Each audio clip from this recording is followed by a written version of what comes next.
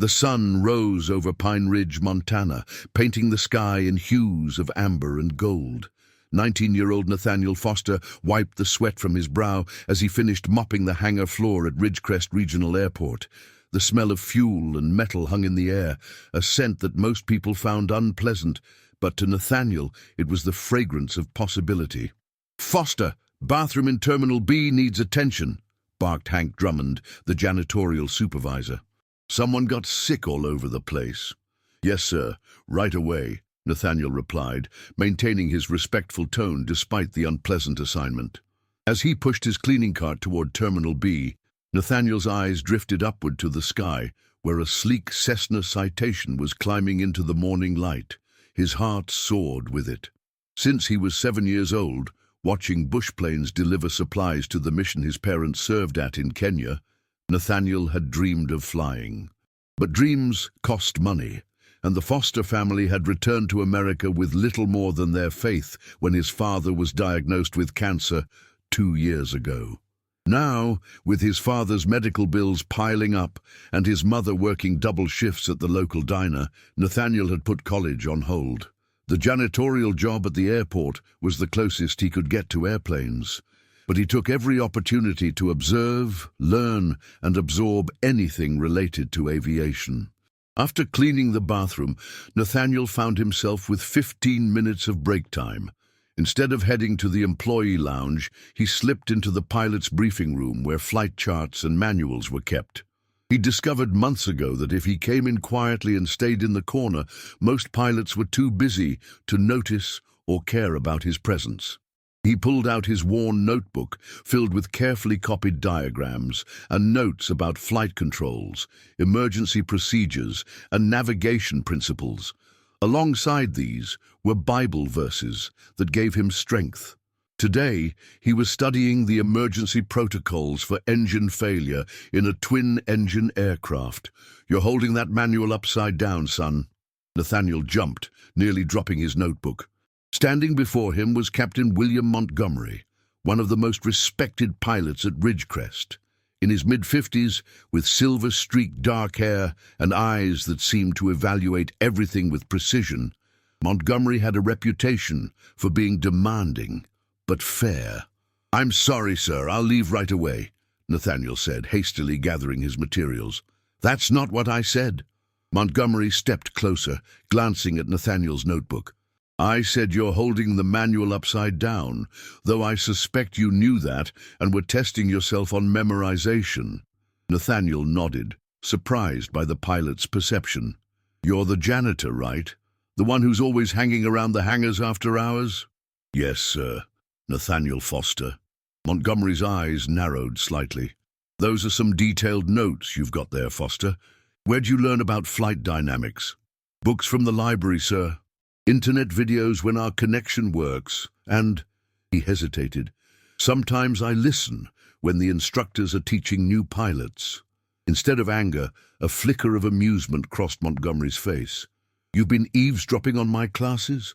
"Not intentionally, sir. I just happened to be cleaning nearby when my students are struggling with concepts that you're apparently absorbing through osmosis." Montgomery took the notebook and flipped through several pages. "These notes on crosswind landing techniques are better organized than most flight school textbooks." He handed back the notebook. "Break's over in 2 minutes. You'd better get back to work." "Yes, sir?" Nathaniel tucked his notebook away, disappointed that his secret study spot had been discovered. And Foster, "Sir, my office, tomorrow morning, 6 a.m. before your shift." Nathaniel's stomach tightened. "Am I in trouble, sir? That depends on whether you're serious about flying or just playing pretend." Montgomery walked away, leaving Nathaniel bewildered.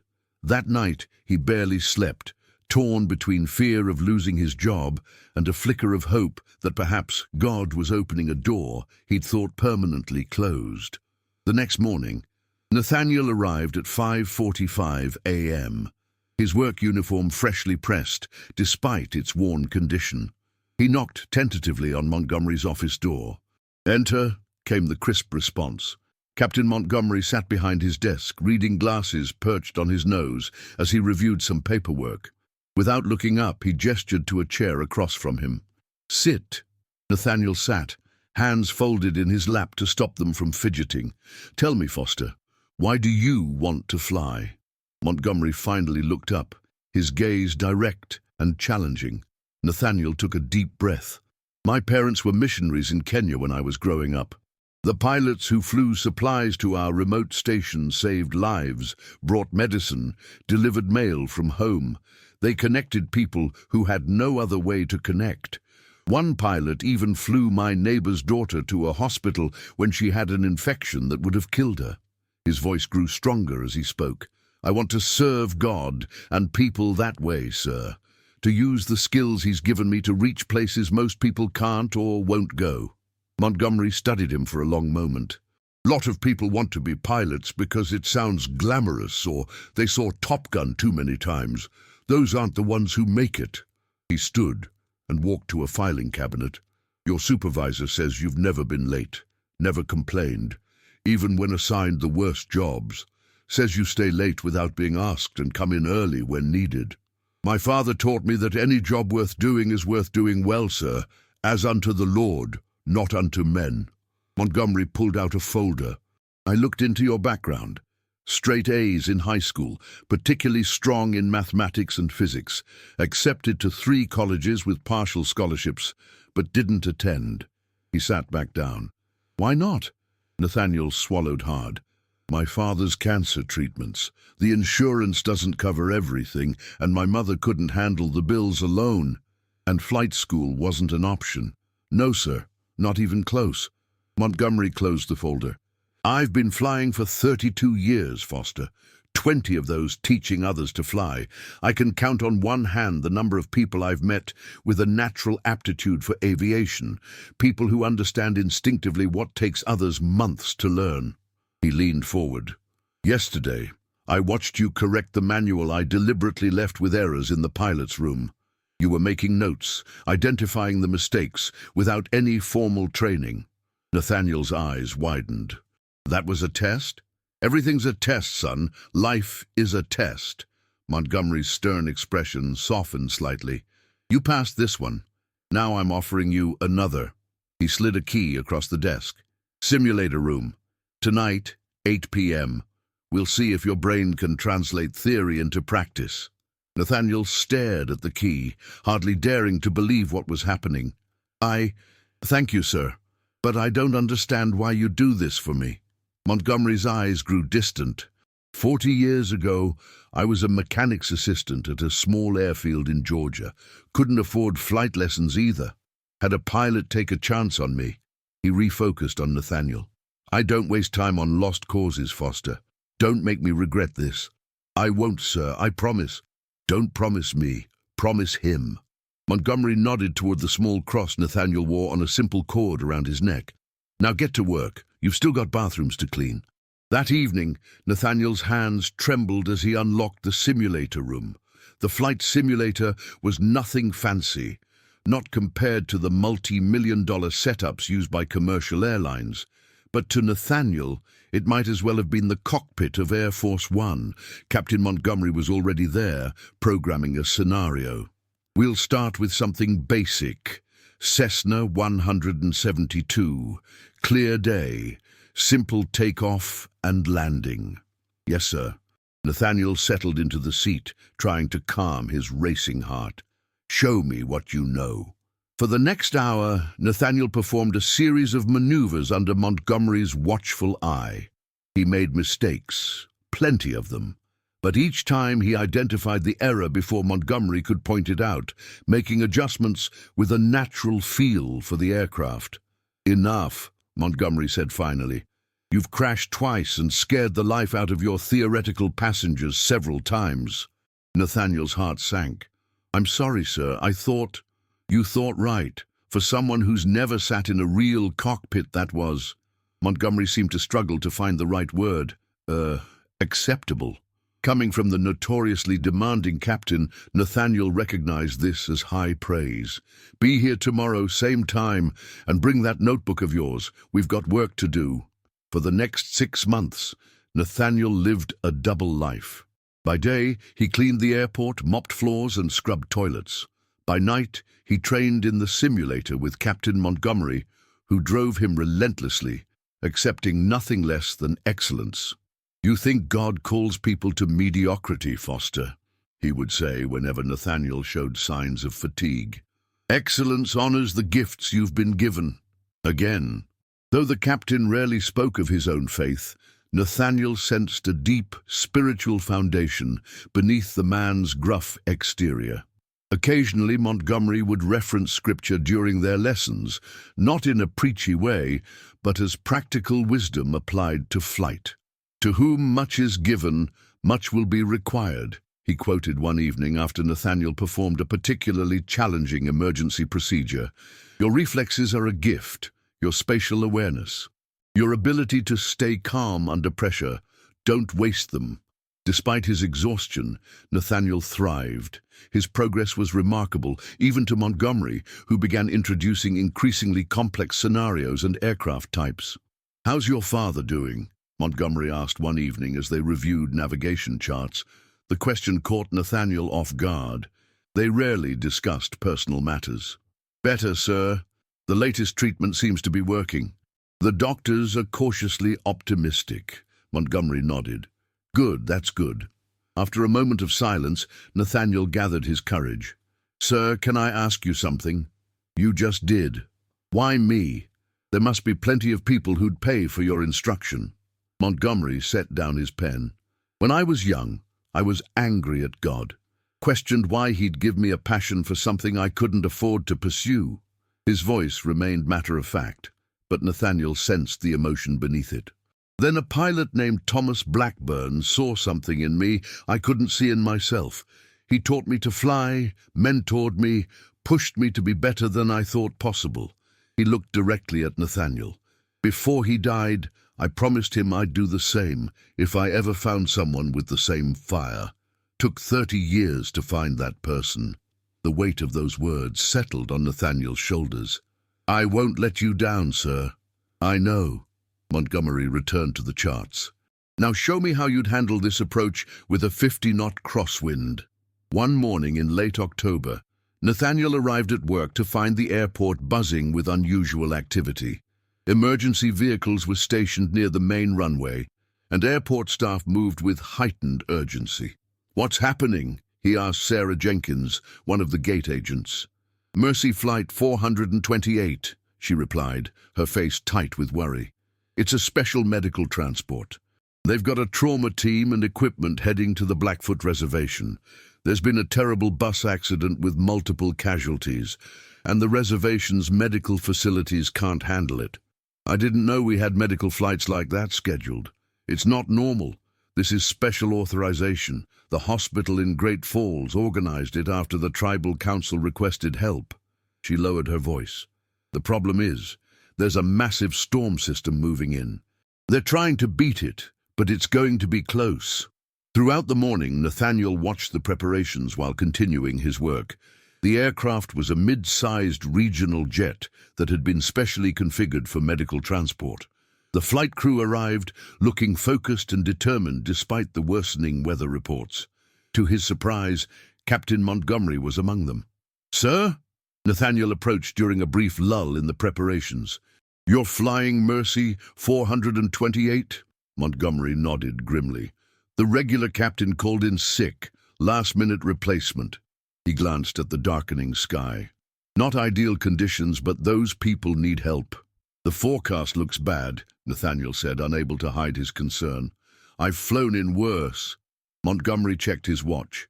"We're loading now. Should take off in 20 minutes if everything goes according to plan." "I'll be praying for you, sir." A rare smile crossed Montgomery's face. "I'd appreciate that, Foster." He placed a hand briefly on Nathaniel's shoulder. "Keep studying those emergency procedures. You never know when they'll come in handy."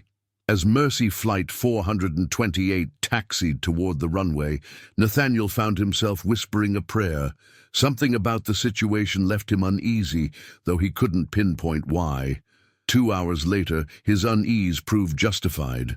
He was cleaning windows in the main terminal when an urgent announcement came over the airport's emergency communication system. All available emergency personnel to Operations Center immediately.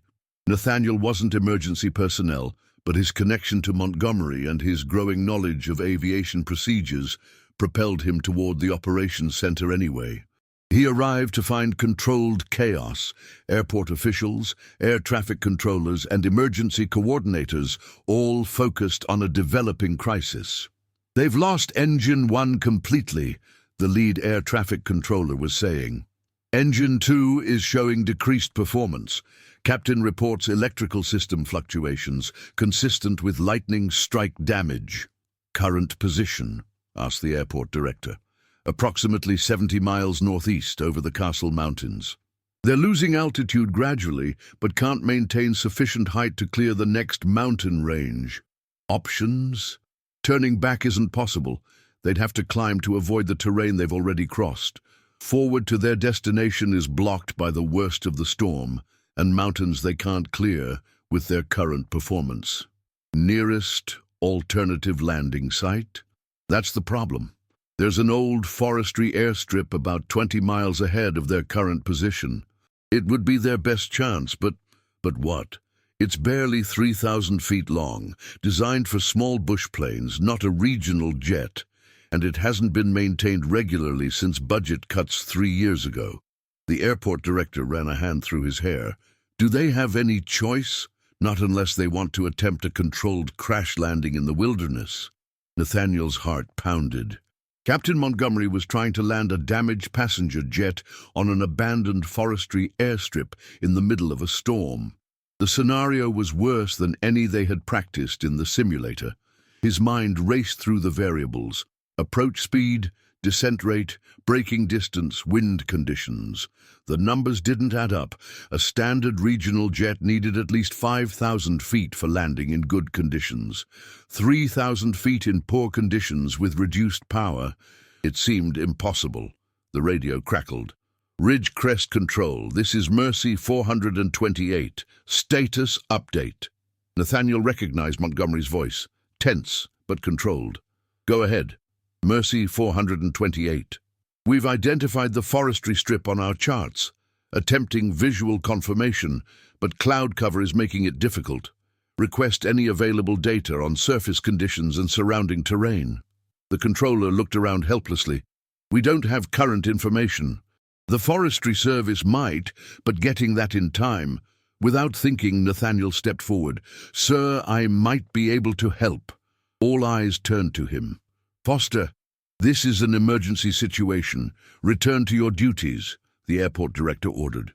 "Please, sir, I've studied every airstrip within 200 miles of Ridgecrest as part of my training with Captain Montgomery, including abandoned ones." The director's eyebrows rose. "Training? You're a janitor."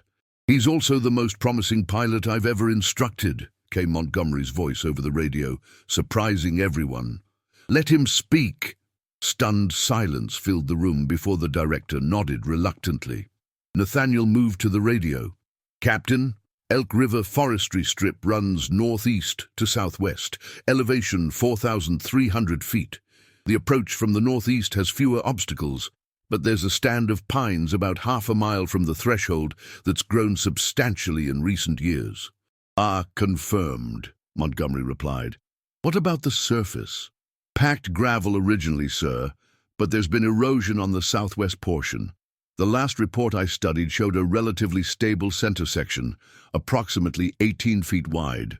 "Width of our aircraft is just under 18 feet, Montgomery said, a hint of grim humor in his voice. "Cutting it close." "There's more, sir. The strip was built with a slight uphill grade to assist with deceleration. It rises about 3 feet over its length. That could help if you approach from the northeast." The radio was silent for a moment. "Foster, when was the last official inspection of this strip?" 3 years ago, sir, but I hiked out there last summer. The surface was weathered but intact except for the erosion I mentioned." Another pause. "You hiked to an abandoned airstrip in the mountains?" "Why?" Nathaniel swallowed. "To take photographs and measurements, sir, for my studies." A sound that might have been a chuckle came through the static. "Of course you did. The moment of levity passed quickly as the situation's gravity reasserted itself. "Mercy 428, what's your status?" asked the controller. "We've descended to 8,000 feet, maintaining that with difficulty. Electrical system increasingly unstable. We have 173 souls on board, 12 crew, including medical personnel, and 161 passengers, including the trauma team specialists and equipment. 173 lives." The number hit Nathaniel like a physical blow. "Captain," he said, "what's your fuel situation?" "Enough for approximately 40 minutes of flight at current consumption rates." "Why? If you jettison fuel down to minimum reserves, you could reduce landing weight significantly. That would decrease your required landing distance and leave us with no margin for error or go-around capability," Montgomery pointed out. "Yes, sir, but with the condition of the engines, a go-around isn't realistic anyway," Montgomery finished the thought. "Good point, Foster." The operations room had fallen silent, all present recognizing they were witnessing something extraordinary.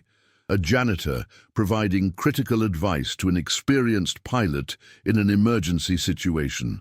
"We're commencing fuel dump now," Montgomery reported after conferring with his co-pilot. "ETA to Elk River Strip approximately 15 minutes if we can maintain current speed and heading." "I'll alert emergency services to redirect there," the airport director said, already reaching for another phone. "Sir," Nathaniel spoke into the radio again, "if I may suggest, have the medical personnel prepare the passengers for a potentially rough landing. Secure any loose equipment, especially the medical supplies. Those are going to be crucial for the accident victims if you make it through." "Already in progress," Montgomery confirmed. "Anything else?" Nathaniel hesitated, then said quietly, "Remember the Wilkins scenario." There was a pause before Montgomery responded, his voice equally quiet. "I was just thinking about that one." "Good call." No one else in the room understood the reference, but Nathaniel knew Montgomery would. 3 weeks earlier, they had practiced an almost impossible landing scenario in the simulator, inspired by a famous emergency landing by a pilot named Harold Wilkins in the 1980s. It had taken Nathaniel 17 attempts to successfully complete it, with Montgomery pushing him relentlessly until he perfected the technique. The technique involved a modified approach that maximized the use of ground effect, the increased lift and decreased drag that occurs when flying close to the ground. By maintaining a precise height above the runway before touchdown, an aircraft could effectively float further than normal, touching down at a slower speed and using less runway. It was risky, requiring exceptional skill and timing, but it might make the difference between stopping on the short runway and running out of space. "We've got visual on the airstrip," Montgomery reported. "Beginning final approach, conditions deteriorating rapidly." Rain lashed against the operations center windows, as if to emphasize his point. The storm had reached Ridgecrest and would be even worse in the mountains. "All emergency vehicles have been redirected to Elk River," the airport director confirmed. "ETA 25 minutes due to mountain roads. That's 25 minutes after we're either safely on the ground or—" Montgomery didn't finish the sentence. "Commencing approach now. Radio communications may become intermittent due to terrain and weather." Nathaniel closed his eyes, picturing the approach based on his knowledge of the area. Montgomery would be descending through layers of turbulent clouds, fighting to keep the damaged aircraft stable with asymmetric thrust from the remaining engine. The forestry strip would be barely visible through the rain, a short slash of gravel among the pines, never meant for an aircraft of this size. "God, please," he whispered, "guide his hands." The radio crackled with static, Montgomery's voice breaking through in fragments. "Severe turbulence, losing electrical, backup systems, preparing for—" Then silence. Minutes stretched like hours as everyone in the operations center stared at the radio, willing it to come back to life. Nathaniel found himself holding his breath, his hands clasped so tightly his knuckles had turned white. "Please, Lord," he prayed silently. please." The radio remained stubbornly silent. "Could they have crashed?" someone finally asked. "Too soon to speculate," the airport director said firmly. "Communications could be down for many reasons." "The Forestry Service Ranger Station is about 5 miles from the Strip," offered another staff member. "They might have visual or radio contact." While calls were made to the ranger station, Nathaniel found himself pacing, playing the approach over and over in his mind. What would Montgomery be doing now? How would he compensate for the crosswind, the reduced power, the wet surface? His thoughts were interrupted by the operations door bursting open. A young woman in a Forestry Service uniform rushed in, her radio in hand. "They made it!" she exclaimed. "Ranger Calloway just reported the aircraft is on the ground at Elk River." A cheer erupted in the operations center. Nathaniel felt his knees go weak with relief. "What's their condition?" the airport director asked urgently. The forestry officer's expression sobered. "Ranger says the landing was rough. The aircraft ran off the end of the strip, but at low speed. No fire or major structural damage visible. He's heading there now, but reports seeing movement inside the aircraft, which he takes as a good sign." "Any word from the flight crew directly?" "No radio contact established yet." "The Ranger is bringing emergency medical kits and communications equipment." The next hours passed in a blur of activity. Emergency vehicles navigated treacherous mountain roads to reach the scene. Helicopters were dispatched as soon as the weather permitted. The news media descended on Ridgecrest Airport, hungry for details about the miraculous emergency landing. Nathaniel stayed in the background, continuing his janitorial duties while keeping an ear out for updates. By evening, the full story had emerged. Captain Montgomery had successfully landed the aircraft on the short strip, using every foot of available space. When it became clear they would run out of runway, he had made a controlled ground loop, deliberately swerving the aircraft to increase drag and bleed off the remaining speed. The maneuver had damaged the landing gear and one wing, but had prevented the aircraft from plunging into the ravine beyond the runway's end. Of the 173 people aboard, 27 had sustained minor injuries during the rough landing, but there were no fatalities or life-threatening conditions.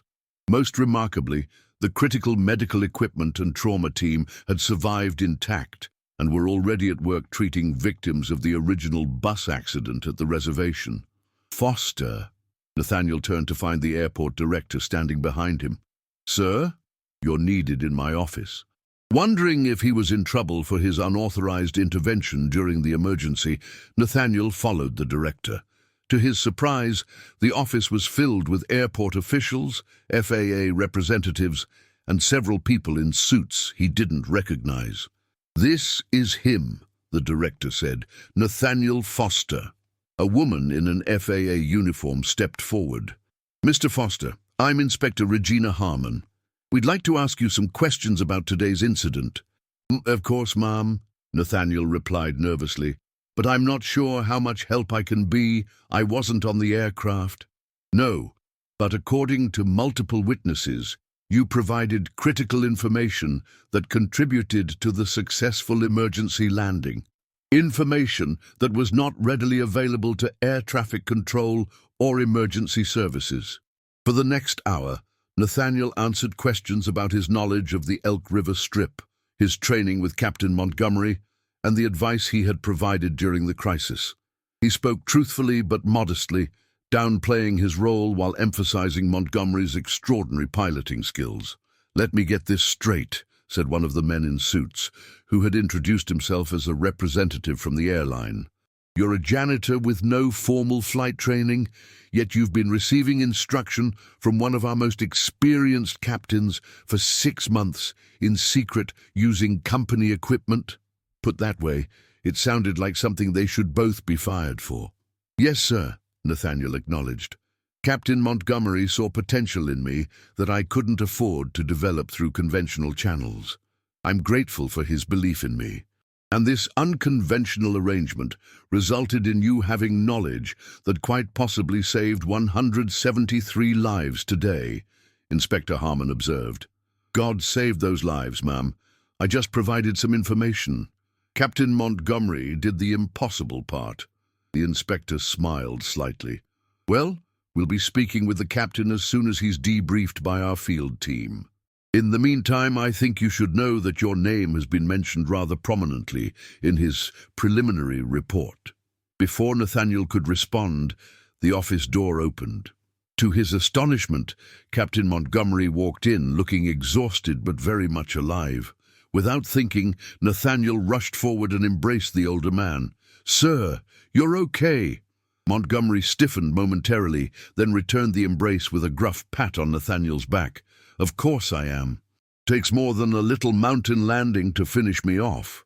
But they said you were still at the scene, being debriefed.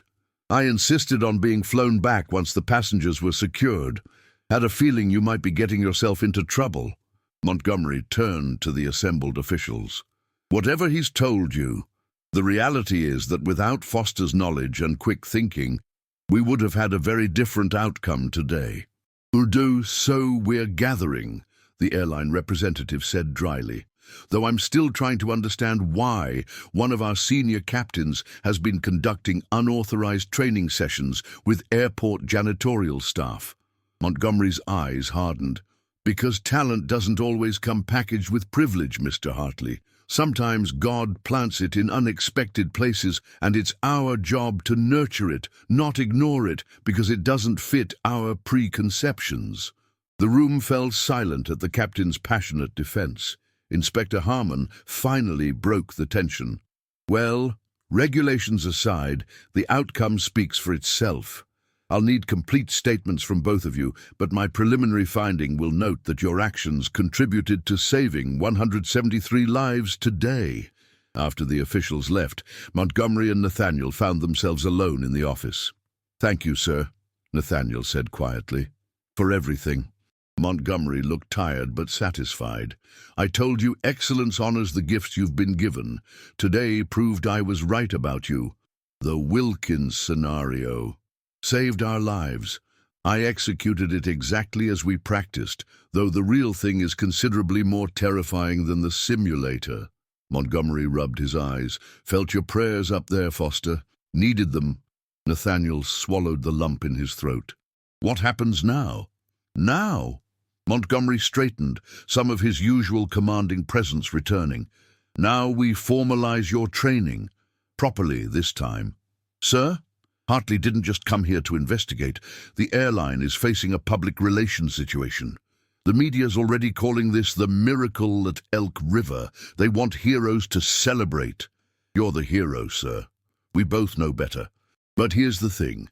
Hartley is prepared to offer you a full scholarship to flight school, followed by a guaranteed position with the airline, provided you keep speaking nicely about them to the press, of course." Nathaniel stared in disbelief. "A scholarship? But I couldn't accept." "You can, and you will." Montgomery cut him off. "I didn't spend 6 months of my life training you so you could keep scrubbing toilets, Foster. But my family, my father's medical bills, also taken care of, at least partially. The airline's setting up a fund. Between that and what the public will likely contribute once your story gets out." Montgomery shrugged. "Let's just say God provides in mysterious ways." Nathaniel sank into a chair, overwhelmed. "I don't know what to say. Say you'll work harder than you've ever worked. Say you'll become the kind of pilot who honors the gift and the giver." Montgomery's stern expression softened slightly. "Say you'll remember to do the same for someone else someday." 3 days later, Nathaniel found himself standing before a battery of news cameras and reporters. The story of the janitor aviator who helped save Mercy Flight 428 had captured national attention. Captain Montgomery stood beside him, still bandaged from minor injuries sustained during the landing, but insistent on being present. "Mr. Foster," called out a reporter, "how does it feel to go from airport janitor to aviation hero overnight?" Nathaniel shifted uncomfortably. "I'm not a hero, ma'am. I just provided some information that God had positioned me to have. Captain Montgomery performed the actual miracle. But without your specialized knowledge of that abandoned airstrip, the captain wouldn't have had the information he needed, correct?" I believe God prepares us for purposes we can't always see, Nathaniel replied. My interest in studying local airstrips seemed random until yesterday. Now I understand it was preparation. Are you saying this was divine intervention? Another reporter asked. Nathaniel considered the question carefully. I'm saying that in my experience, what looks like coincidence often isn't. My being in that operations room at that exact moment, with that specific knowledge, I believe God had a hand in it. And what about your future now? We understand you've been offered a full scholarship to flight school. Yes, and I'm incredibly grateful for the opportunity. I've dreamed of being a pilot since I was a child, watching missionary pilots serve remote communities in Kenya where my parents were stationed. So you plan to become a missionary pilot yourself? Nathaniel glanced at Montgomery, who gave him a barely perceptible nod of encouragement. That's my calling, yes. Whether serving overseas or in remote parts of this country, I want to use flying to help people who otherwise might be cut off from critical resources. Like the medical team that was on Mercy Flight 428, trying to reach people in need. The press conference continued, but Nathaniel found his thoughts drifting to the evening before, when he told his parents about everything that had happened. His father, weak from treatments but with eyes full of pride, had quoted Proverbs 22:29. Do you see someone skilled in their work? They will serve before kings. They will not serve before officials of low rank. Not that airport directors are officials of low rank, his father had added with a smile, but you get the idea. God has lifted you up, son, not for your glory, but for his purpose. His mother had simply held him, tears streaming down her face. I always knew God had something special planned for you, she'd whispered. Even when you were cleaning floors, I knew it was just preparation for something greater. Now, facing the media spotlight, Nathaniel felt a strange calm. This wasn't about him becoming famous or celebrated. It was about being faithful to the gifts he'd been given and the God who had given them. One final question, said the moderator. Mr. Foster, what would you say to young people who, like yourself, have dreams that seem financially or practically out of reach? Nathaniel thought for a moment. I'd say that limitations are real, but they're not the whole story. Find mentors who believe in you. Work harder than everyone else. Be faithful in small things. I learned more about discipline and perseverance mopping floors than I ever could have in a classroom. And most importantly, trust that God has a purpose for your life that may unfold in ways you never expected. He glanced at Montgomery, adding, and when God puts someone in your path who's willing to invest in you, honor that gift by striving for excellence in everything you do. As the press conference ended, Nathaniel found himself surrounded by well-wishers and reporters seeking additional comments. Through the crowd, he spotted a young woman in a custodial uniform watching from a distance, her expression a mixture of awe and longing. Something in her eyes reminded him of himself, the hunger to rise above current circumstances, to pursue a dream that seemed impossible. Excusing himself from the reporters, he made his way toward her. Hello, he said, extending his hand. I'm Nathaniel Foster. I know who you are, she replied with a nervous laugh. Everyone does now. I'm Rebecca Diaz. I started in custodial last month. Nice to meet you, Rebecca. He noticed the physics textbook tucked under her arm. Student, she nodded. Community college. Trying to get prerequisites for engineering, but it's slow going when you're working full-time. Engineering? What field? Aerospace, she admitted, looking slightly embarrassed. Probably sounds silly considering you're cleaning floors like I was. Nathaniel smiled. Not silly at all. Actually, I might know someone who could help. An engineer at the airline who mentioned they're starting an internship program. As Nathaniel made the connection that might change Rebecca's life, just as Montgomery had changed his, he felt a sense of completion.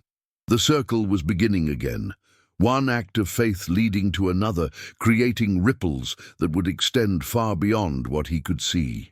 1 year later, Nathaniel stood on the tarmac at a small airfield in northern Montana, watching as a medical team loaded supplies into his Cessna 206. He was halfway through flight school, but his exceptional progress and Montgomery's endorsement had allowed him to begin limited humanitarian flights under special authorization. Today's mission was bringing medical supplies and a doctor to the same Blackfoot reservation that Mercy Flight 428 had been trying to reach on that fateful day. The irony wasn't lost on him. "Pre-flight check complete, Mr. Foster?" asked Dr. Abigail Warren, the physician accompanying him. "Yes, ma'am, we're good to go. Weather looks clear all the way to the reservation." "No." As they climbed into the aircraft, Nathaniel felt the familiar mixture of humility and excitement that accompanied each flight. From cleaning floors to piloting life-saving missions in just 1 year, only God could author such a story. He started the engine, feeling the aircraft come to life around him. Through his headset, he heard the tower clear him for takeoff. As the plane accelerated down the runway, lifting gracefully into the Montana sky, Nathaniel whispered the prayer that now began every flight. "Thank you, Lord, for second chances, unlikely mentors, and impossible dreams made possible through your grace. Use me today as your hands and wings." The aircraft banked gently toward the mountains, carrying hope and healing to those waiting beyond. And Nathaniel Foster, once a janitor who could only watch planes from afar, now guided one with the confident hands of a pilot born to fly. 5 years later, the small terminal at Hope Horizons Missionary Aviation Base buzzed with activity. Pilots checked weather reports, mechanics performed maintenance on the fleet of small aircraft, and medical personnel prepared supplies for distribution to remote communities across the northern Rocky Mountains and beyond. In the center of this organized chaos stood Nathaniel Foster, now 24, and the operations director for the non-profit he had founded 3 years earlier. What had begun as a personal mission had grown into an organization with 5 aircraft and a dozen staff, serving Native American reservations, isolated mountain communities, and disaster areas across the Northwest. "Nat, we've got a situation," called Rebecca Diaz, now the organization's chief engineer and Nathaniel's fiancée. Their paths had reconnected when she joined Hope Horizons after completing her aerospace engineering degree. "What's up?" he asked, setting aside the flight plan he'd been reviewing. "Just got word from the ranger station at Yellowstone. There's a lost hiking group, 3 adults and 2 children. They were supposed to return yesterday, but the weather turned, and they missed their checkpoint. Rangers are organizing a search, but they're spread thin with the wildfire on the eastern boundary." "Where was their last known position?" Rebecca spread a map on the desk. "They were here, heading north along this ridge. The terrain is too rough for ground vehicles, and helicopter operations are limited by the smoke from the wildfire." Nathaniel studied the map, already calculating fuel requirements and potential landing zones. "We could take them all. It can handle shorter, rougher landing areas if we find a suitable spot near their route." "That's what I was thinking. I've already asked Marcus to prep it." Nathaniel smiled at her efficiency. "What would I do without you?" "Crash and burn, probably," she replied with the easy confidence that had first drawn him to her, literally and figuratively. "No argument there. Let's get moving. We've got about 4 hours of good daylight left." Deville. As they prepared for the search and rescue mission, Nathaniel's phone rang. The caller ID showed Montgomery. "Captain," he answered, still using the respectful title despite Montgomery's retirement 2 years earlier. "What perfect timing. I was going to call you tonight." "Foster," came the familiar gruff voice. "Just checking to confirm Sunday dinner. Sarah's making her famous pot roast. Wouldn't miss it. Rebecca and I will be there, assuming this SAR mission goes smoothly." "Search and rescue, where?" "Yellowstone. Lost hikers, including children." Montgomery's tone shifted to professional interest. "Terrain? Weather conditions?" Some things never changed. Even in retirement, Montgomery remained a pilot to his core, analyzing every flight as if he were in command. Mountainous, partially forested, weather improving but visibility potentially limited by wildfire smoke from the eastern section of the park. Take the emergency medical kit. The one with the pediatric supplies, Montgomery advised. And Foster, sir, remember Elk River. The reference needed no explanation. In the years since that miraculous landing, remember Elk River had become their shared shorthand for trusting God's provision in seemingly impossible situations. Always do, sir. I'll call you when we're back. 30 minutes later, Nathaniel and Rebecca were airborne in the Maul M7, a rugged bush plane perfect for rough field operations. They were joined by Daniel Whitefeather, a paramedic and member of the Blackfoot tribe who had become one of Hope Horizon's most valued team members. "I've loaded extra water and emergency blankets," Daniel reported from the back seat. "If we find them, they'll likely be dehydrated, possibly hypothermic depending on their equipment." "Good thinking," Nathaniel acknowledged, banking the aircraft toward the search area. "Rebecca, can you operate the flyer camera? We'll do systematic passes over their projected route." The forward-looking infrared camera was Hope Horizon's newest acquisition, funded by a grant specifically for search and rescue operations. It could detect heat signatures on the ground, potentially revealing the location of lost hikers, even through forest canopy. "On it," Rebecca replied, activating the system. "Starting scan pattern now." For the next 2 hours, they methodically searched the area, communicating with park rangers via radio to coordinate efforts. The afternoon sun cast long shadows across the landscape, creating challenging conditions for visual searching. "Wait," Rebecca said suddenly. "I've got something. Heat signatures, approximately half a mile east of the trail.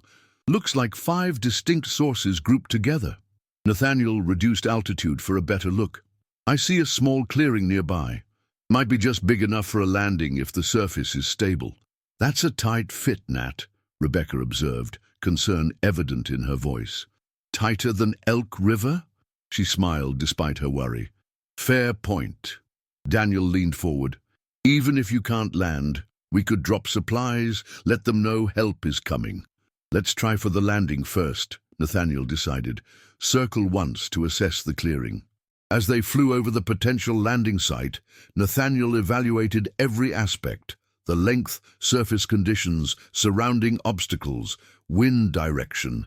It would be challenging but possible with precise execution. "I'm going in," he announced, beginning his approach. "Standard bush landing protocol. Rebecca, monitor wind speed. Daniel, secure all equipment for rough touchdown." The aircraft descended toward the small clearing, which seemed to shrink as they got closer. Nathaniel felt the familiar focus settle over him, the same calm clarity he'd experienced in the operations center years ago during the Mercy flight crisis. "God, guide my hands," he whispered, just as he had whispered for Montgomery that day. The Maul touched down firmly but controlled, bouncing slightly on the uneven surface before settling. Nathaniel applied brakes carefully, bringing the aircraft to a stop with minimal distance to spare. "Perfect," Rebecca breathed. "Absolutely perfect." "Let's find those hikers," Nathaniel said, already unbuckling his harness. "Daniel, bring the medical kit and emergency supplies. Rebecca, maintain radio contact with the rangers and prepare the aircraft for rapid departure if needed." Within minutes, they had located the hiking group huddled beneath a rock outcropping. As predicted, they were dehydrated and exhausted, with one child showing early signs of hypothermia. Daniel immediately began medical assessment, while Nathaniel helped distribute water and emergency blankets. "We thought no one would find us," said one of the adults, a man in his 40s who introduced himself as Professor James Livingston. "When the storm hit, we lost the trail. Then my daughter twisted her ankle." He gestured to the youngest child, a girl of about 8 who Daniel was currently examining. "You did the right thing staying together and finding shelter," Nathaniel assured him. "Help is here now." While Daniel stabilized the group, Nathaniel and Rebecca prepared for evacuation. The aircraft could carry all of them, but weight distribution would be critical for takeoff from the short clearing. As they worked, Professor Livingston watched Nathaniel with increasing curiosity. "I'm sorry," he said finally, "but you look familiar. Have we met before?" Nathaniel shook his head. "I don't think so, sir. Wait a minute. Foster? Nathaniel Foster? The janitor who helped save that medical flight years ago?" Nathaniel smiled ruefully. No matter how much time passed, that part of his story remained firmly attached to his identity. "That was a lifetime ago, but yes. I wrote a case study about that incident for my leadership class at Montana State University," Livingston explained. "About unlikely leaders emerging in crisis situations." He looked around at the rescue operation underway. "And now you're rescuing us. That's quite something." "God has a way of bringing things full circle," Nathaniel replied. "Speaking of which, we need to get moving if we're going to have enough daylight for takeoff." With careful coordination, they loaded everyone into the aircraft. The injured girl was secured with Daniel in the back, where he could continue monitoring her condition.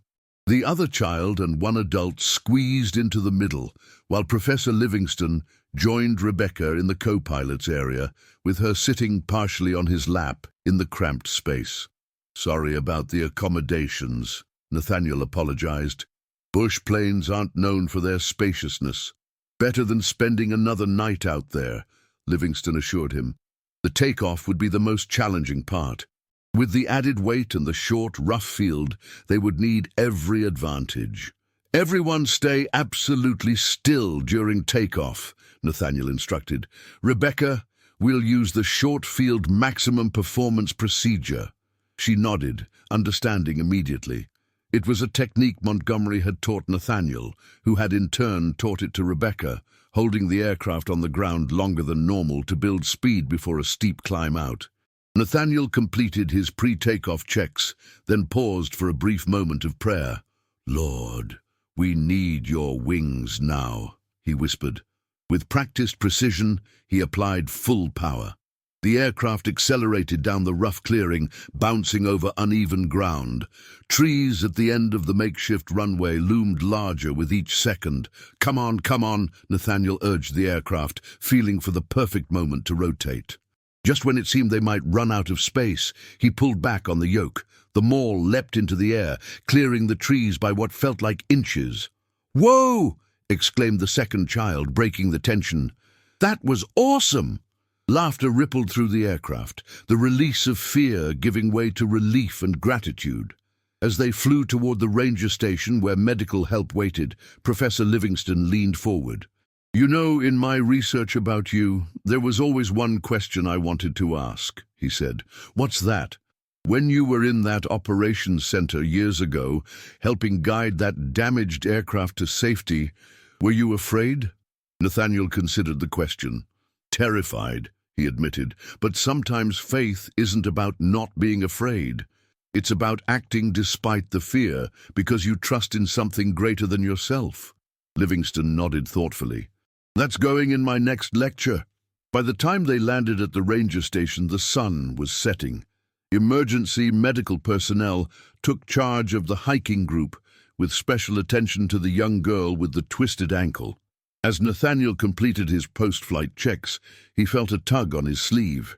It was the young girl, now with a proper brace on her ankle and color returning to her cheeks. "Thank you for finding us," she said solemnly. "Daddy says you're a hero." Nathaniel knelt to her level. "What's your name?" "Emily." "Well, Emily, your daddy's wrong. I'm not a hero. I'm just doing what I'm meant to do, flying planes to help people who need help." She considered this with the serious expression only children can truly master. "That sounds like a hero to me." Nathaniel smiled. "How about we agree that God is the hero, and I'm just the pilot he sent today?" "Okay," she agreed. "When I grow up, I want to fly planes and help people too." The words echoed those of the little girl after the Elk River landing years ago, another circle completing itself. "You know what, Emily? I think you will." Later that evening, after filing reports and securing the aircraft, Nathaniel and Rebecca sat on the porch of the small cabin that served as Hope Horizon's field office. The stars were emerging in the darkening sky, and the air carried the scent of pine and distant rain. "Good day," Rebecca said, leaning against his shoulder. "Very good day," he agreed. "5 lives saved. Can't ask for better than that." "I've been thinking," she said after a comfortable silence, "about what you said to that little girl, about God being the hero and you just being the pilot he sent. What about it? It's true, but it's also not the whole truth." She turned to face him. "God doesn't just use you as a pilot, Nat. He uses everything about you. Your compassion, your dedication, the way you inspire others." Nathaniel shrugged, uncomfortable with praise as always. "I just try to be faithful with what I've been given." "Like Captain Montgomery was with you," she suggested. "Speaking of which, are we still on for Sunday dinner?" "Absolutely. Wouldn't miss Sarah's pot roast." Rebecca smiled. "You know, sometimes I think your relationship with Montgomery is the perfect picture of divine purpose. He mentored you when no one else would, and now you're doing the same for others through Hope Horizons." "Paying it forward," Nathaniel agreed, "though I think about what he said when I asked why he was helping me. He mentioned a pilot named Thomas Blackburn who helped him when he was young. Makes me wonder how far back the chain goes. How many lives have been touched because one person decided to invest in another? And how many lives will be touched in the future because of what you're doing now?" Rebecca added. "Like Emily, who knows? 20 years from now, she might be flying rescue missions because of today." Nathaniel gazed up at the star-filled sky, thinking about the incredible journey from airport janitor to rescue pilot, from cleaning floors to saving lives, from dreaming of flight to founding an organization that made those same dreams possible for others. "From Elk River to Yellowstone," he mused. "What a strange and wonderful path God has laid out." Rebecca took his hand, and it's only just beginning. As they sat together under the vast Montana sky, Nathaniel Foster reflected on the words that had guided him from the start, words his father had read from Proverbs when he was just a boy dreaming of flight. "Do you see someone skilled in their work? They will serve before kings." He hadn't served before kings exactly, but he had served families stranded by snowstorms, patients needing emergency medical evacuation, communities cut off by floods, and today, lost hikers in Yellowstone National Park. And in each face, he'd seen the image of God, more royal than any earthly monarch. The janitor who had once only watched planes take off was now the pilot bringing hope where it was needed most. Not because he was special in himself, but because he had been faithful with the gifts he'd been given, even when those gifts seemed to have nowhere to grow. "Remember Elk River," Montgomery always said. Nathaniel would never forget, and neither would the 173 souls who had been on Mercy Flight 428, nor the countless others whose lives had been touched since that day.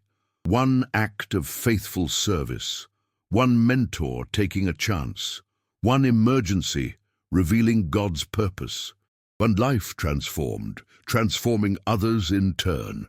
The circle would continue, reaching farther than he could see, and for Nathaniel Foster, that was miracle enough.